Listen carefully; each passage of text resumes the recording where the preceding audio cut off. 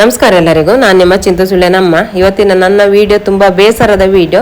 ಇವತ್ತು ನಾನು ಕೆಲಸ ಬಿಟ್ಟು ಬಂದು ಮನೆಯಲ್ಲಿ ಕೂತ್ಕೊಂಡಿರುವಾಗ ನನಗೊಂದು ಕಾಲ್ ಬಂತು. ಕಾಲ್ ಬಂದ ಕೂಡಲೇ ನಾವು ಹೊರಟು ಸೀದಾ ಅಂಗಡಿಗೆ ಅಂತೇಳಿ ಬಂದೆವು. ಅಂಗಡಿಗೆ ಬರುವಾಗ ಇದೊಂದು ನಾಯಿ ನೋಡಿ ನಮ್ಮ ಮೈ ಮೇಲೆನೇ ಹಾರ್ಲಿಕ್ಕೆ ಬರ್ತಾ ಉಂಟು. ಯಾಕೆಂತ ಹೇಳಿದ್ರೆ ಮೊದಲು ನಾವು ಒಂದು ರೂಮಲ್ಲಿ ಇದ್ದೆವು. ಆ ರೂಮಿನ ಹತ್ರ ಅಂದ್ರೆ ಸ್ವಲ್ಪ ಮೇಲೆ ಸೈಡ್ ಜೂನಿಯರ್ ಕಾಲೇಜ್ ಗ್ರೌಂಡ್ ಅಲ್ಲಿ ಈ ನಾಯಿಯನ್ನು, ಚಿಕ್ಕ ಮರಿಯನ್ನು ಯಾರೋ ತಂದು ಬಿಟ್ಟು ಹೋಗಿದ್ರು, ಹೆಣ್ಣು ನಾಯಿ ಅಂತ ಹೇಳಿಕೊಂಡು. ನಮ್ಮ ಬಿಲ್ಡಿಂಗ್ ಅಲ್ಲಿ ಎದುರು ಸೈಡ್ ಅಲ್ಲಿ ಒಬ್ರು ಹರೀಶಣ್ಣ ಅಂತ ಹೇಳಿದ್ರು. ಅವರು ಗ್ರೌಂಡಿಗೆ ಹೋಗುವಾಗ ಈ ನಾಯಿ ಚಿಕ್ಕ ಮರಿ ಕೂಗಿಕೊಂಡು, ಹೊಟ್ಟೆಗೆ ನಿಲ್ಲದೆ ಎದ್ದು ನಿಲ್ಲಿಕ್ಕಾಗದೆ ಕೂಗಿಕೊಂಡಿತ್ತಂತೆ. ಅವರಿಗೆ ಅದನ್ನು ನೋಡಿ ಬೇಸರ ಆಗಿ ತಕೊಂಡು ಬಂದು ನಮ್ಮ ಬಿಲ್ಡಿಂಗ್ ಹತ್ರ ಬಿಟ್ಟು ಸಾಕಿಕೊಂಡಿದ್ರು. ಅವರು ಕೂಡ ಊಟ ಹಾಕ್ತಿದ್ರು, ನಾವು ಕೂಡ ಊಟ ಎಲ್ಲ ಹಾಕಿಕೊಂಡಿದ್ದು. ಈಗ ಇದಿಷ್ಟು ದೊಡ್ಡದಾಯ್ತು. ಇದಕ್ಕೆ ಈಗ ಒಂದು 3-4 ವರ್ಷ ಆಯ್ತು, 2-3 ಸಲ ಮರಿ ಎಲ್ಲ ಹಾಕಿದೆ. ಆದ್ರೂ ಕೂಡ ನಾವು ಅದಕ್ಕೆ ಕೊಟ್ಟ ಊಟವನ್ನು ನೋಡಿ ಅದು ಮರಿಲಿಲ್ಲ. ಈಗ್ಲೂ ಕೂಡ ನಾವು ಏನಾದ್ರೂ ಆ ರೋಡಲ್ಲಿ ಏನಾದ್ರೂ ಹೋದ್ರೆ ಅದಕ್ಕೆ ಏನಾದ್ರೂ ತಿನ್ಲಿಕ್ಕೆ ಕೊಡ್ಲೇಬೇಕು. ಇಲ್ಲಂದಿದ್ರೆ ನಮ್ಮ ಸ್ಕೂಟಿಯ ಹಿಂದೆಯಿಂದಲೇ ಓಡಿಕೊಂಡು ಬರ್ತದ ಅದು.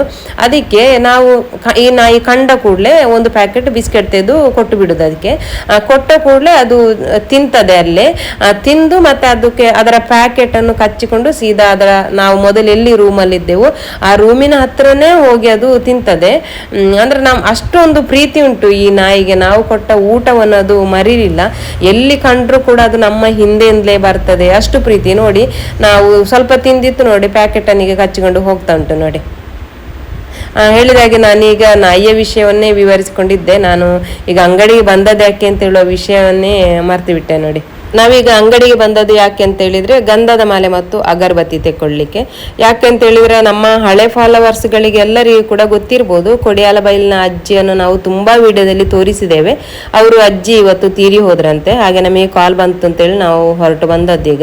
ಹಾಗೆ ನಾವು ಅಂಗಡಿಗೆ ಈಗ ಬಟ್ಟೆ ಬೇಕಲ್ಲ ಬಾಡಿ ಮೇಲೆ ಹಾಕ್ಲಿಕ್ಕೆ, ಹಾಗೆ ಬಟ್ಟೆ ಮತ್ತು ಗಂಧದ ಮಾಲೆ ಮತ್ತು ಅಗರಬತ್ತಿ ಎಲ್ಲ ತೆಕೊಂಡು ಹೋಗುವ ಅಂತೇಳಿ ಈಗ ನಾವು ಶಾಪಿಗೆ ಬಂದದ್ದು. ಕೆಲವರೆಲ್ಲ ಕಮೆಂಟ್ ಆಗ್ತಿರಲ್ಲ, ಚಿಂತು ಸುಳ್ಳೆ ನಮ್ಮ ಅಂತೇಳಿ ಯಾಕೆ ಹೇಳುದು, ನಿಮಗೇನು ಹೆಸರಿಲ್ವಾ ಅಂತ ಹೇಳಿಕೊಂಡು. ಈ ವಿಡಿಯೋವನ್ನು ಫುಲ್ ನೋಡಿ, ಆಗ ನಿಮಗೇನೆ ಗೊತ್ತಾಗ್ತದೆ ನಾನು ಚಿಂತು ಸುಳ್ಳೆನ ಅಮ್ಮ ಅಂತೇಳಿ ಯಾಕೆ ಹೇಳ್ತೇನೆ ಅಂತ ಹೇಳಿಕೊಂಡು. ನಾವು ಈ ಅಜ್ಜಿಯ ಮನೆಗೆ ಫಸ್ಟ್ ಬರ್ಲಿಕ್ಕೆ ಸ್ಟಾರ್ಟ್ ಆದ್ದು ಹೇಗೆ ಅಂತ ಹೇಳಿದ್ರೆ, 2 ವರ್ಷಕ್ಕೆ ಹಿಂದೆ ನಮ್ಮ ಜೊತೆ ಒಬ್ರು ಕೇಳಿದ್ರು. ಒಬ್ರು ಅಜ್ಜ ಮತ್ತು ಅಜ್ಜಿ ಇದ್ದಾರೆ, ತುಂಬಾ ಕಷ್ಟದಲ್ಲಿ ಇದ್ದಾರೆ, ಮಕ್ಕಳು ಕೂಡ ಇಲ್ಲ, ಕೆಲಸ ಕೂಡ ಮಾಡ್ಲಿಕ್ಕೆ ಆಗುದಿಲ್ಲ, ಅವರಿಗೆ ನಿಮ್ಮಿಂದ ಅದೇನಾದ್ರೂ ಸಹಾಯ ಮಾಡ್ಬೋದ ಅಂತ ಕೇಳಿದ್ರು. ಆಗ ನಾವು ಬಡ ಮಕ್ಕಳಿಗೆ ಬುಕ್ ಕೊಡೋದು, ಬ್ಯಾಗ್ ಕೊಡೋದು ಈ ತರ ಎಲ್ಲ ಮಾಡಿಕೊಂಡಿದ್ದೆವು. ಆದ ಕಾರಣ ಅವರು ಇವರಿಗೆ ಅಜ್ಜಿಯು ಕೂಡ ಏನಾದ್ರೂ ಸಹಾಯ ಮಾಡ್ಬೋದಾ ಅಂತ ಕೇಳಿದ್ರು. ಆಯ್ತು ನೋಡುವ ಅಂತ ಹೇಳಿ ಅವರೇ ನಮ್ಮನ್ನು ಅಜ್ಜಿಯ ಮನೆಗೆ ಕರ್ಕೊಂಡು ಹೋದ್ರು. ಕರ್ಕೊಂಡು ಹೋಗಿ ನೋಡುವಾಗ ಹೌದು, ಮನೆಗೆ ಸರಿಯಾದ ಬಾಗಿಲಿಲ್ಲ ಆಯ್ತು. ಅಂದ್ರೆ ಇದು ತೆಂಗಿನ ಮರ ಉಂಟಲ್ಲ, ತೆಂಗಿನ ಮರದ ಗರಿಯನ್ನು ಬಾಗಿಲಿಗೆ ಹೊರಗೆ ಸಿಟ್ಟಿದ್ರು, ಬಾಗಿಲಿಲ್ಲ ಆಯ್ತು. ಮತ್ತೆ ತುಂಬಾ ಕಷ್ಟದಲ್ಲಿದ್ರು, ಕೆಲಸ ಎಲ್ಲ ಮಾಡ್ಲಿಕ್ಕೆ ಆಗ್ತಿರ್ಲಿಲ್ಲ. ಅದಾದ ನಂತರ ನಾವು 2 ವರ್ಷದಿಂದ ಇವರ ಮನೆಗೆ ರೇಷನ್ ಎಲ್ಲ ತಂದು ಕೊಟ್ಟುಕೊಂಡು ಅವರನ್ನು ಪ್ರೀತಿಯಿಂದ ನಾವು ನೋಡಿಕೊಂಡಿದ್ದೇವೆ. ನಮ್ಮ ಹಳೆ ಫಾಲೋವರ್ಸ್ ಗಳಿಗೆಲ್ಲ ಗೊತ್ತಿರ್ಬೋದು. ಇದು ನೋಡಿ, ಬಾಗಿಲು ಕೂಡ ಇಲ್ಲದೆ ನಾವೇ ಇದು ಬಾಗಿಲು ಕೂಡ ಮಾಡಿಸಿ ಕೊಟ್ಟದ್ದು.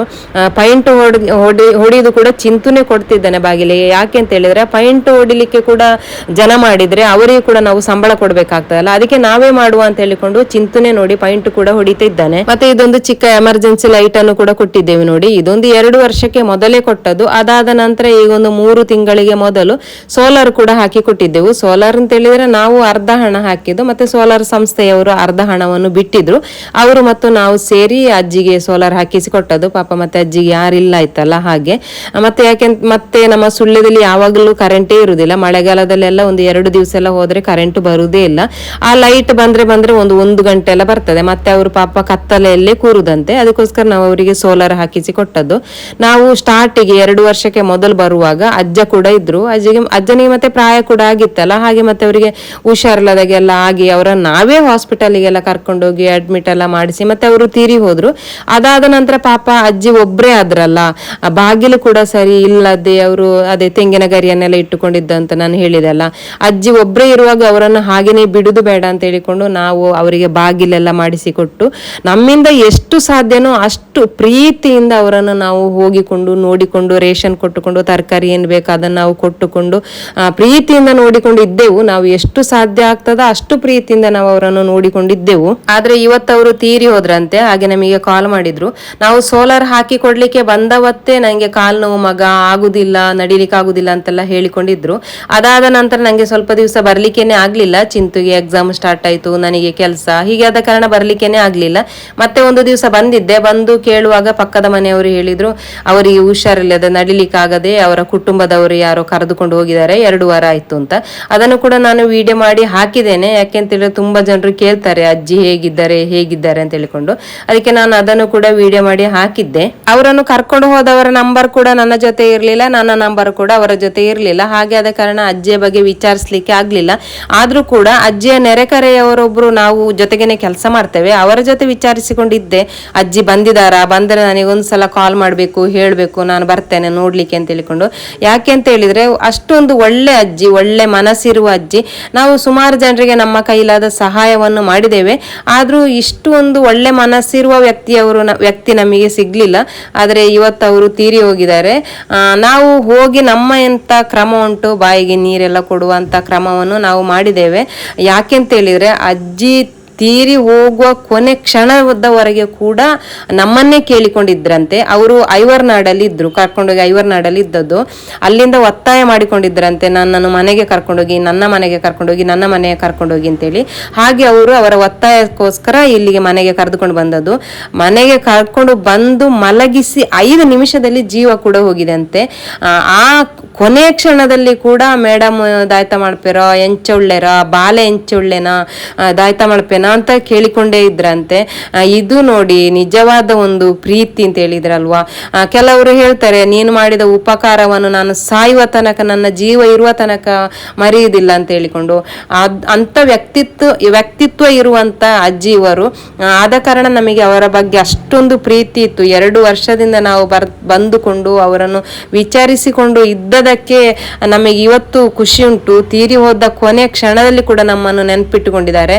ಒಂದಂತೂ ನಾನು ಹೇಳ್ತೇನೆ, ಅವರು ಯಾರ್ಯಾರ ಮನೆಯಲ್ಲಿ ಹೋಗಿ ನರ್ಕ ಬಂದು ಅವರಿಗೂ ಕಷ್ಟ ಕೊಟ್ಟುಕೊಂಡು ಇರುವ ಬದಲು ಈ ತರ ಸಡನ್ ಆಗಿ ಇದಾದ್ದು ಒಳ್ಳೇದಂತೇಳಿ ನಮಗೆ ಅನಿಸಿತ್ತು. ಹಾಗೆಂತೇಳಿ ಸತ್ತದ್ದು ಒಳ್ಳೇದು ಅಂತೇಳಿ ಅಲ್ಲ, ನರ್ಕ ಬರುವುದಕ್ಕಿಂತ ಈ ತರ ಆದ್ದು ಒಳ್ಳೇದು ಅಂತ ನಂಗೆ ಅನಿಸಿದೆ. ನಾನು ಈ ಮಾತನ್ನು ಹೇಳುದು ಸರಿಯೋ ತಪ್ಪು ಅಂತೇಳಿ ನನಗೆ ಗೊತ್ತಿಲ್ಲ. ಆದರೆ ಯಾರು ಇಲ್ಲದೆ ಬೇರೆಯವರ ಮನೆಯಲ್ಲಿ ಹೋಗಿಕೊಂಡು ಅವರಿಗೂ ನರ್ಕ ಕೊಟ್ಟುಕೊಂಡು ಇವರೂ ನರ್ಕ ಬಂದುಕೊಂಡು ಇರುವುದಕ್ಕಿಂತ ಸಡನ್ ಆಗಿ ಈ ತರ ಅದು ಒಳ್ಳೇದು ಅಂತ ಹೇಳುವಂಥದ್ದು ನನ್ನ ಒಂದು ಮನಸ್ಸಿನ ಭಾವನೆ. ಮತ್ತೆ ಇವರನ್ನು ಸುಡ್ಲಿಕ್ಕೆ ಅಲ್ಲೇ ಪಕ್ಕದಲ್ಲಿ ಒಂದು ಸ್ಮಶಾನ ಉಂಟು, ಸ್ಮಶಾನಕ್ಕೆ ತೆಕೊಂಡು ಹೋಗ್ತಾರೆ. ಅಲ್ಲಿ ಕೂಡ ಸ್ವಲ್ಪ ಏನೋ ಹಣ ಕಟ್ಟಲಿಕ್ಕೆ ಉಂಟು. ಅದನ್ನು ಕೂಡ ನಾನು ಮಾತಾಡಿ ವ್ಯವಸ್ಥೆ ಮಾಡಿ ಕೊಟ್ಟು ನಾವು ಮತ್ತೆ ಮನೆ ಕಡೆ ಬಂದೆವು. ಸುಟ್ಟೆಲ್ಲ ಆಗುವಾಗ ಲೇಟ್ ಆಗ್ತದೆ ಅಂತ ಹೇಳಿದ್ರು, ಅವರ ರಿಲೇಷನ್ ಯಾರೋ ಬರ್ಬೇಕಿತ್ತಂತೆ. ಹಾಗೆ ಲೇಟ್ ಆಗ್ತದೆ ಅಂತ ಹೇಳಿದ್ರು, ನಾವು ಮತ್ತೆ ಸೀದಾ ಮನೆಗೆ ಬಂದೆವು. ಇಷ್ಟೇ ಇವತ್ತಿನ ವಿಡಿಯೋ. ಎಲ್ಲ ವಿಡಿಯೋದಲ್ಲಿ ಹೇಳಿದಾಗೆ ಈ ವಿಡಿಯೋವನ್ನು ಶೇರ್ ಮಾಡಿ, ಲೈಕ್ ಮಾಡಿ ಅಂತೆಲ್ಲ ನಾನು ಹೇಳುವುದಿಲ್ಲ. ಈ ವಿಡಿಯೋವನ್ನು ಇಲ್ಲಿಗೆ ಕೊನೆಗೊಳಿಸ್ತಿದ್ದೇನೆ. ನಮಸ್ತೆ.